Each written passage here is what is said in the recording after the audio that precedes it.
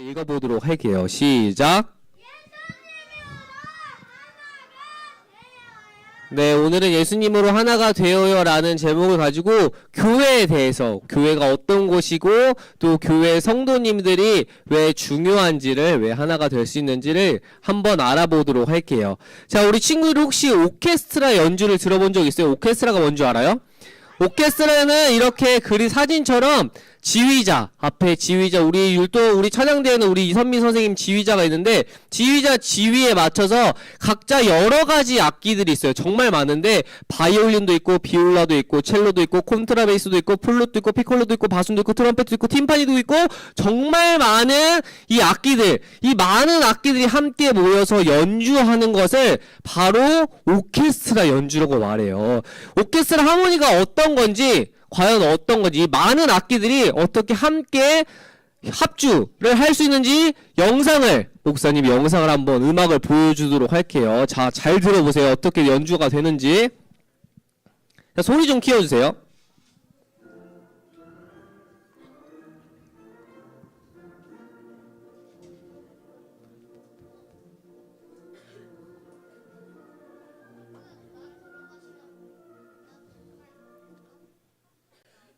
왜 갑자기 끊겼죠? 혹시 컴퓨터 클릭하셨었나요?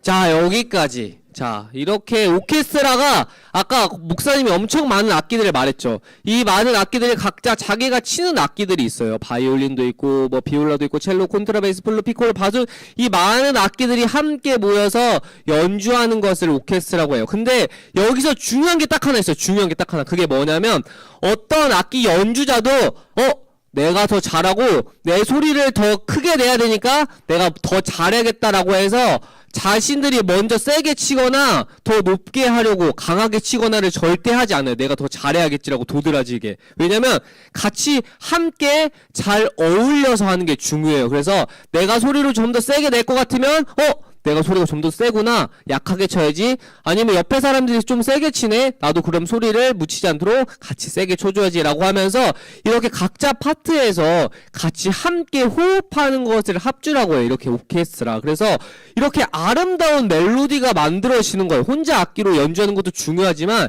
이렇게 함께 연주했을 때 합주하는 것을 더 큰 감동을 줘요. 우리 교회도 이렇게 오케스트라랑 똑같아요. 오케스트라랑 우리 교회도. 왜냐면 교회는 하나님의 나라를 위해서 함께 일하는 사람들이 여러 가지 자리에서 모여서 일하는 곳을 교회라고 하거든요. 그래서 혼자 있는 게 아름답지가 않고 함께 여러 사람이 같이 있어서 예배를 드리는 그 모습이 오케스트라처럼 아름다운 거예요. 그런데 이 교회 안에서 서로 일꾼들이 있어요. 각자 맡은 사람들이. 근데 그 사람들이 어떤 마음과 자세로 섬겨야 하는지, 그 일꾼에게 어떻게 해야 되는지 고린도 교회의 모습을 통해서 오늘 바울이 얘기해 주고 있어요. 바울은 2차 선교 여행 중에 고린도 지방에 있는 유대인들의 예배 드리는 곳에 가서 복음을 전했어요. 유대인들에게. 하지만 유대인들은 예수님을 믿었어요? 믿지 않았어요? 유대인들은 예수를 믿었어요? 믿지 않았어요?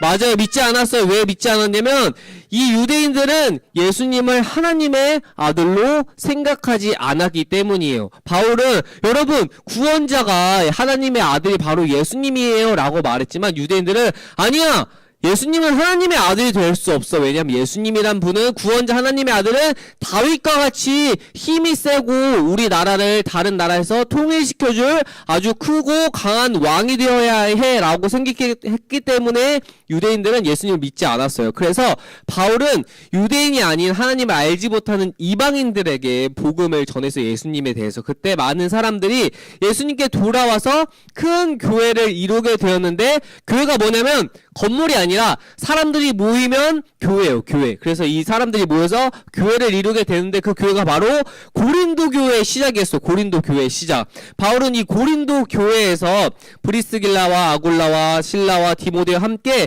1년 6개월, 1년 반 동안 열심히 말씀을 가르쳤어요. 그런데 바울이 또 다른 교회도 복음을 전했었거든요. 그래서 안디옥이라는 곳에 떠나게 되었는데 이때 바울의 뒤를 이어서 아볼로라는 사람이 와서 바울의 사역을 이어나갔어요. 그러니까 목사님이 이제 유년부를 이제 떠나게 됐어. 떠나게 되면 목사님의 다음 사람이 와서 다시 열심히 유년부를 섬기는 것처럼 바울이 떠났더니 그 이후에 아볼로가 오게 되었다는 거예요. 그런데 바울이 에베소에 머무는 동안 한 가지 소식이 듣게 되었어요. 그게 뭐냐면 고린도 교회에 어려움이 생겼다는 거예요. 고린도 교회 어려움이. 그것은 고린도 교인들 사이에 다툼과 편가름이 생겼다는 소식이었어요. 그 의인들은 고린도 교회는 각자 믿는 제자들이 있었거든요. 그래서 베드로도 있고 바울도 있고 아까 바울 뒤에 했던 아볼로도 있고 그리고 그리스도, 예수님을 믿는 그리스도파가 있었어요. 이렇게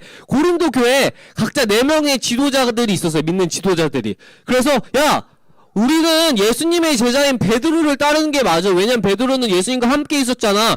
아니야. 바울은 예수님을 돌아가신 다음에 만났지만 그가 유대인이었고 예수님을 믿었기 때문에 바울을 따르는 게 맞아. 아니야. 바울 다음에 아볼로가 왔잖아. 아볼로가 잘 챙겨줬으니까 아볼로를 따르는 게 맞아.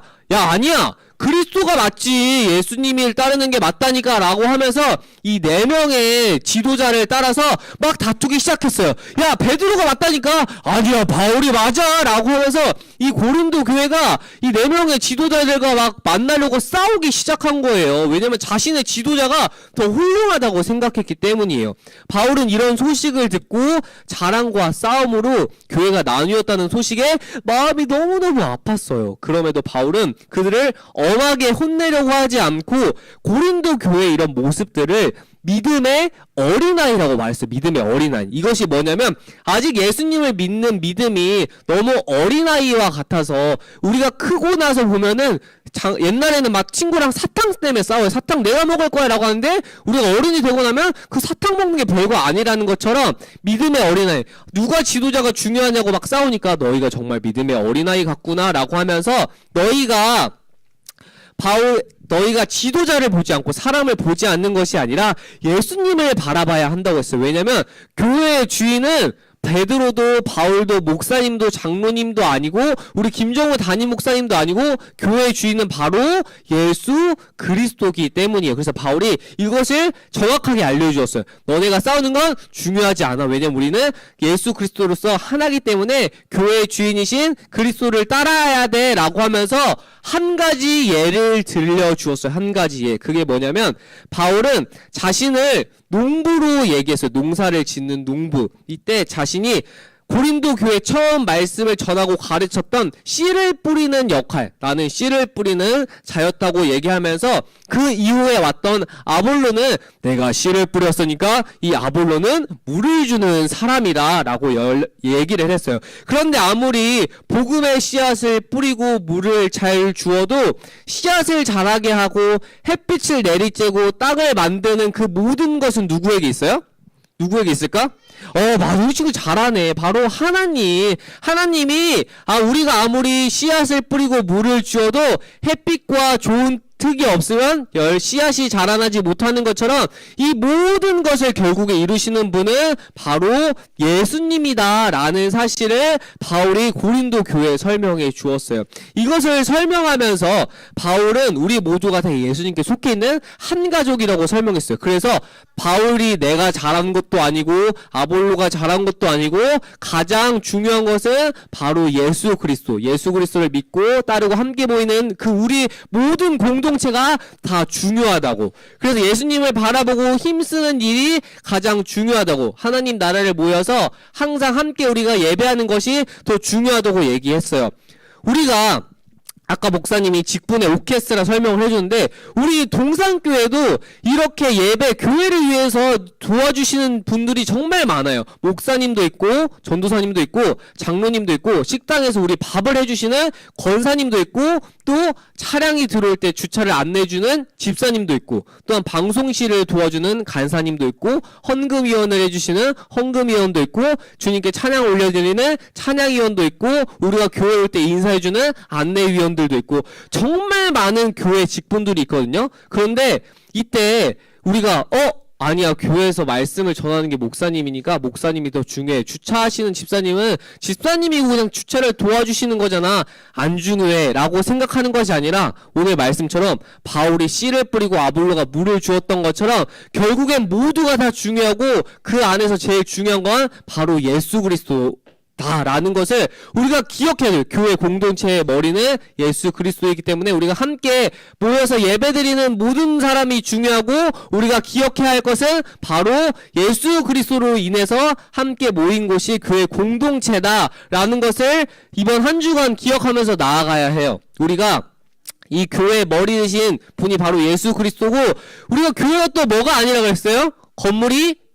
교회는 건물이 아니고 교회는 함께 모인 사람들이 교회예요. 그래서 우리 친구들 지금 이 교회가 이 나사렛실이 사라지고 우리가 만약에 밖에 모여서 예배를 드리잖아요. 그럼 그곳이 바로 교회예요. 교회. 그래서 교회의 머리 대신 예수 그리스도를 우리가 믿고 나아가서 예배드리기 위해서 모였다는 것을 기억하면서 모든 예배드리는 자는 하나님 앞에서 똑같이 중요하다. 나도 중요하고 장로님도 중요하고 주차를 도와주시는 집사님도 중요하고 우리 밥을 해주시는 권사님도 똑같이 다 중요하다. 교회 안에서 우리가 다 똑같은 사람이고 똑같은 주님의 자녀라는 것을 매일매일의 삶에서 기억하면서 그래서 우리가 함께 오케스트라처럼 하나 되어서 나아가는 동산교회 유년부 공동체가 되길 주님의 이름으로 소망할게요. 알겠어요? 자, 좋아요. 그럼 우리가 들은 말씀을 가지고 함께 두 손 모아서 기도해 보도록 할게요. 기도하겠습니다. 사랑해 주님 감사합니다. 오늘 말씀을 통해서 교회가 어떤 곳인지 배우게 되었습니다. 주님을 예배하기 위해서 우리 모든 공동체가 중요하다는 사실을 기억할 수 있게 도와주시옵시고 또한 교회의 주인이 각자가 아니고 예수 그리스도이심을 항상 말씀을 통해서 깨닫고 나아갈 수 있는 우리 유년부 아이들이 될 수 있도록 주님께서 역사하여 주시옵소서. 그리고 예배의 목적이 항상 주님을 예배하기 위함이고 우리가 예배를 통해서 성령님의 임재와 능력을 경험할 수 있는 그런 귀한 시간이 될 수 있도록 매주의 예배를 통하여서 역사하여 주시옵소서. 이 모든 기도 우리 주 예수 그리스도 이름으로 기도드렸사옵나이다. 아멘.